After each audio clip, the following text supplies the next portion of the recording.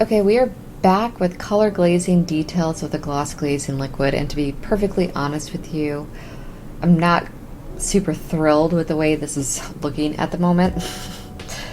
The texture, the color, I just feel like there's a lot that has gone not to plan for this one. I would kind of be interested in redoing this with the thing with my lessons learned, basically. So if I do have time in the future to redo this, I will, but I haven't done it for this class. I might just even move on to a different subject.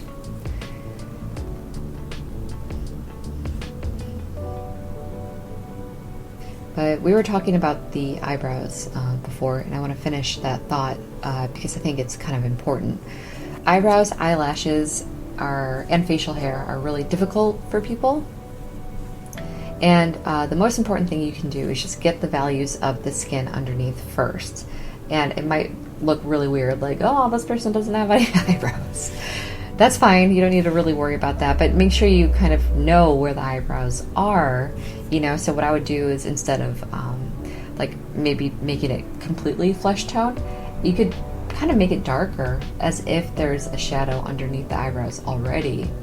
And I found, to be honest with you, by adding in like a transparent glaze where the eyebrow will be added in with a darker value, so it's darker but you can still see the skin tone well, that makes it easier to add on some individual eyebrow hairs in very specific parts, like here where they kind of come this way up and there, and right here they kind of come down, and then here they kind of come up and meet. So you kind of want to pay attention to which direction the eyebrows are going. Facial hair, I mentioned it earlier, just get the skin values underneath first, and then you can go from there. At the moment, it appears that I'm trying to fix some of my mistakes by just adding a clear gloss glazing liquid. I'm trying as hard as I can to get it even, because I feel like that is where some of my problems were, and I do think it helped, actually. In oil painting, there's a technique called oiling out, which means you, let's say we're doing the same exact portrait, and with oil, you work on a certain part, and you use a specific like type of oil or medium to get a finer detail or whatever. And eventually what happens is you have parts of paint that have built up more than other areas, and or some areas that have dried slower than other areas as well. So what happens is when you come back to your painting session in a day or a few days, everything looks weird. Like some parts are glossy, some parts are matte, and nothing looks even. So you do something as a method called oiling out, where you kind of just apply a thin layer of oil to the entire thing. So when you begin painting again, then everything is kind of on the same level. So you could do something similar here by doing that with your gloss glazing liquid, but just make sure everything is dry. Give it a day, you know, at least a night, to dry out completely before you add on a clear gel to kind of even everything out. And some of those colors that you felt like were lost will pop back up, and everything will look a little bit more even. You know what you're working with. All right, so I'm not actually, I think it's actually looking pretty good. I kind of like the way it's looking at the moment. It's soft. It appears a little bit like kind of like it's like a hot summer night or something, where there's a lot of humidity in the air. And I'm not talking about the texture. I'm talking about like the actual technique of the painting. It's a little bit softer than the actual photograph of him. But considering the amount of work that I had to do to fix my mistakes, I'm actually feeling pretty good with the way it's looking. Now I'm going in with my individual liner brush to add in some of those hairs I was talking about before. Adding in a little bit of the eyelashes. So this is something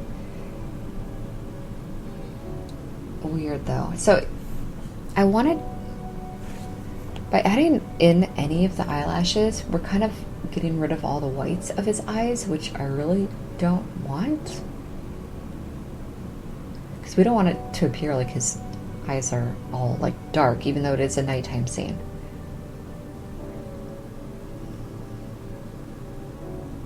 I guess we'll have to see how it finishes up. And the hoodie, jacket, or whatever that he's wearing,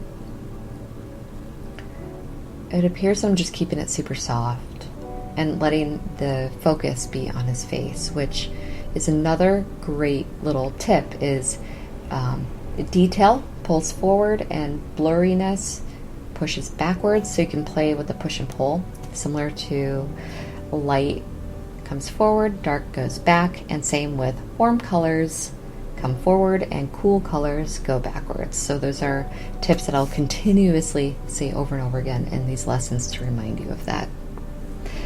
And it looks like I'm wrapping up. Oh gosh. I hope this was dry. It's like that technique I was just talking to you about, like oiling out.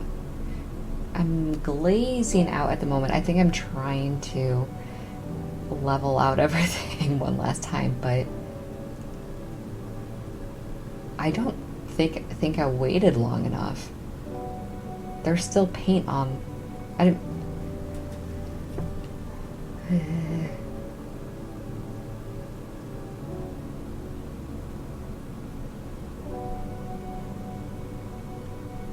Oh no.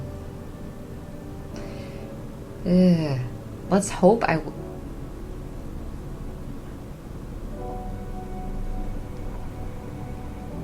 you would think you would think I would have learned my lesson. Oh no. Yep, I put that clear leveling gel on again. I didn't realize I did it again. Oh no, it's getting worse and worse. I realized that my mistake too late. It must have been super late, and I wasn't like, I don't know. You kind of, okay. I actually think I realized why I added that leveling gel. I think because it was so uneven, I thought by doing another leveling gel, by doing another layer of leveling gel, it would kind of smooth everything out. And then as I started to do it, I realized that I just made the same mistake that I did before. Probably the painting wasn't completely dry, and that's why it got super cloudy. So then I ended up trying to add some water to it to thin it out, but then it didn't do anything. So I'm like, I'm going to try to save this thing, and I'm just going to try to blend it in by shaping it around with my blender brush. But that clear leveling gel is so thick that it is going to leave those brush strokes exactly the way it looks right now as soon as it dries.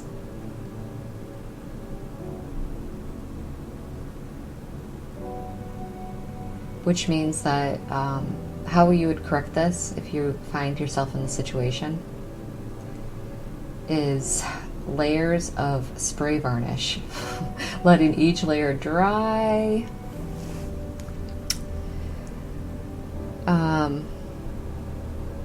Yeah.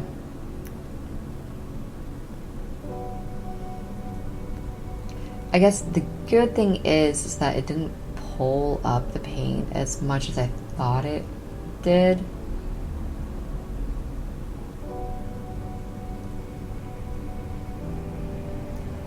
Just a little bit of a bummer because I was super happy with the way it was, I think, in video 2. And then I messed it up in video 3. Then I finally got it back to a place where I liked it again, and then I finished it by doing this. So here's the thing. Sometimes you do this. Sometimes I'm still not unhappy with the piece. Like, I still think the piece turned out nice. It's just not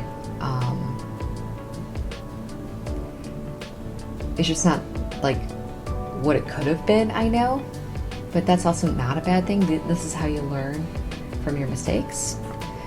So I can tell you in the next videos I switch my technique a little bit, and yeah, it worked out really well in the last ones. So yeah, these things happen. It's how we grow. It's how we learn. And I'm glad that I got to share it with you, because hopefully you can take some lessons from my own mistakes and apply it to your own work. Okay, I will see you in the next portrait. Bye.